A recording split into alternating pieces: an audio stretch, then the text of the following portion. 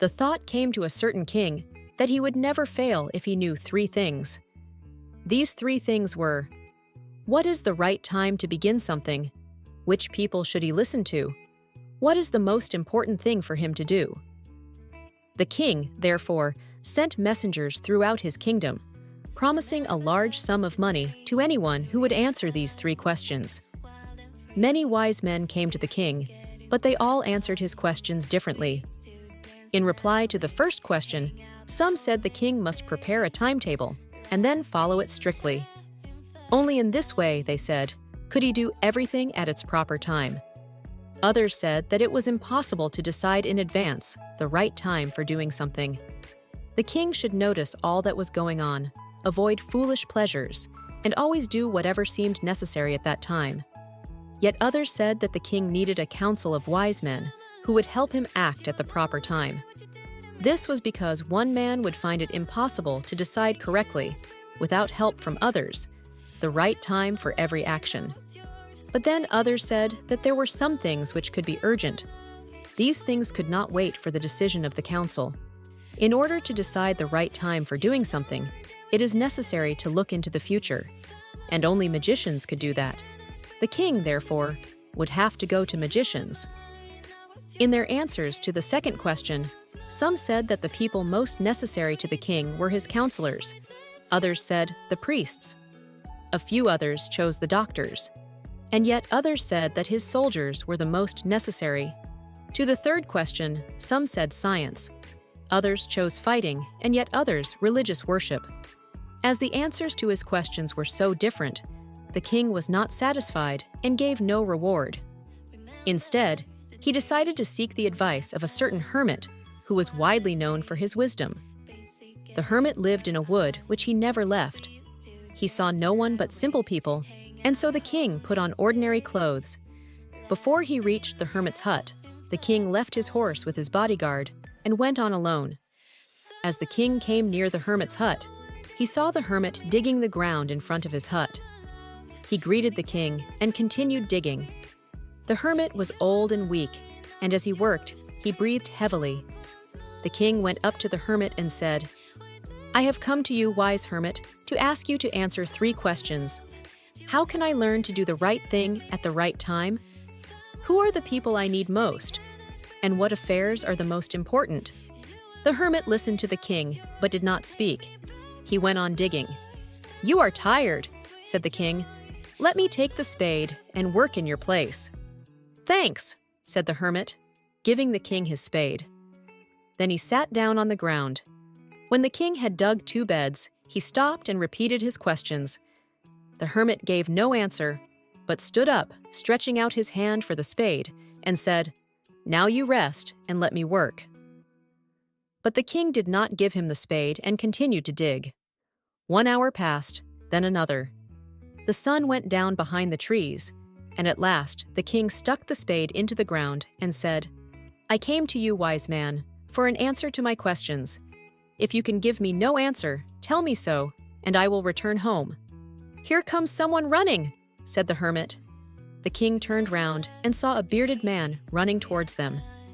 His hands were pressed against his stomach, from which blood was flowing. When he reached the king, he fainted and fell to the ground. The king and the hermit removed the man's clothing and found a large wound in his stomach. The king washed and covered it with his handkerchief, but the blood would not stop flowing.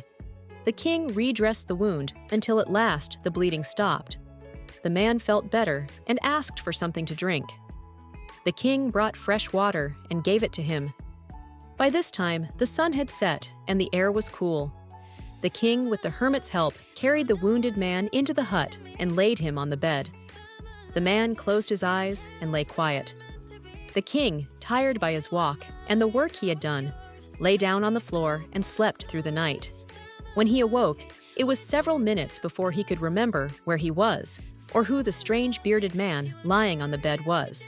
"Forgive me," said the bearded man in a weak voice, when he saw that the king was awake. "I do not know you, and have nothing to forgive you for," said the king. "You do not know me, but one know you.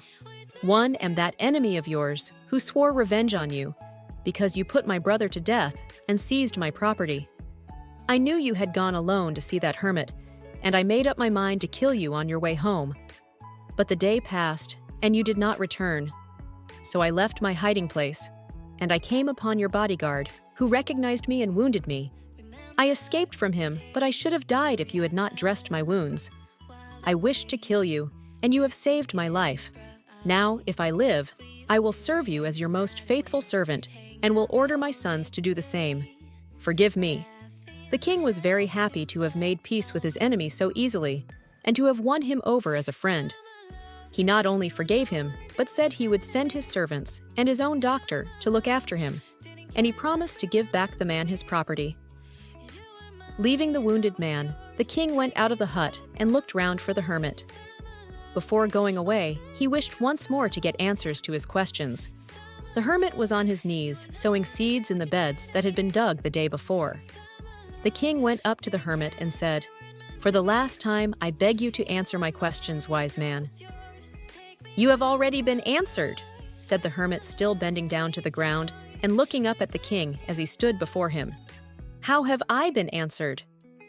"What do you mean?" "Do you not see?" replied the hermit.